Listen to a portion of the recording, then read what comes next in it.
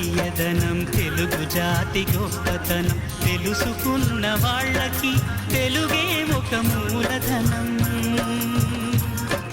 తల్లి తండ్రి నేర్పినట్టి మాతృభాషరా తెలుగు మరచిపోతే వాళ్ళని నువ్వు మరచినట్టురా, ఇది మరువబోకురా.